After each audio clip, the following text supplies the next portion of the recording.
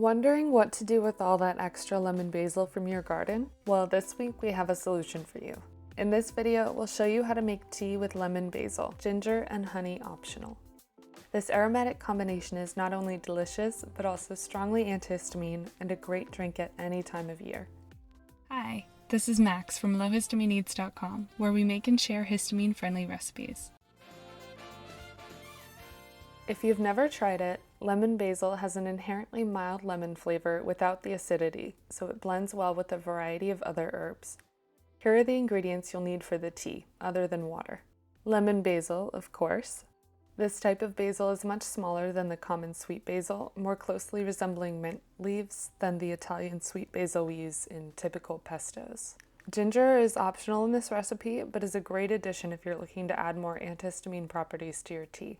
It's possibly the best known low histamine spice and has been used for thousands of years in dishes both sweet and savory. If you don't like ginger, alternatives include galangal or chamomile, or another member of the Lamiaceae family, particularly rosemary, mint, sage, or lavender. Manuka or raw honey is optional. There are a multitude of other low histamine sweeteners you can use in tea, but by far my favorite is Manuka honey, although raw honey or my ginger syrup is a great alternative, which I'll link in the description. To get started, harvest and clean your lemon basil leaves. You'll need at least 20 little leaves for a nice strong flavor and twice as much if you're using dried leaves. Then set 1 cup of water to boil on high and wash your lemon basil leaves and peel and cut your ginger if using fresh. Once the water is boiling, turn off the heat but leave the pot on the hot burner. Then chop or tear each leaf in half and add them to the pot, stirring them in to make sure they all get wet. Add ginger if you're using it. I tend to use dried ginger since the flavor is less sharp than the fresh stuff. Then put the lid on and let the mixture steep for about 7 to 10 minutes. Finally, pour the hot mixture into a mug, straining it through a sieve unless you'd like to eat the leaves and ginger bits afterward, which is your prerogative. Then stir in 1/2 to 2 teaspoons of Manuka honey and enjoy. Some things to note include the flavor of the leaves themselves. Lemon basil tastes slightly of lemon oil with herbal undertones, like a cross between lemongrass and sweet basil.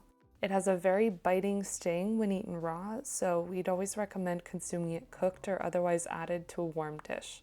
You can make this tea ahead of time and keep it covered on the stove for an afternoon, but any longer and we'd turn it into ice cubes to reheat whenever you'd like more tea. Note that unlike sweet basil, lemon basil doesn't taste more bitter if you let the flowers grow on the plant, so don't worry about letting it go to seed. There are so many other ways to use lemon basil too, from using it as a base for a quick sauce to throwing it into a veggie stir fry with garlic and ginger. My mom likes to add it to a chicken hot pot with lemongrass and ginger, but you can even turn it into a simple pesto or chop it up and layer it onto salmon or other tolerated seafood. It can also substitute for sweet basil in recipes like nice cream or popsicles. I'll link a few lemon basil recipes in the description. And there you have it! A simple and delicious tea made with fresh lemon basil, ginger, and honey. Give it a try and let us know in the comments how it turned out for you. Thanks for watching! Don't forget to subscribe.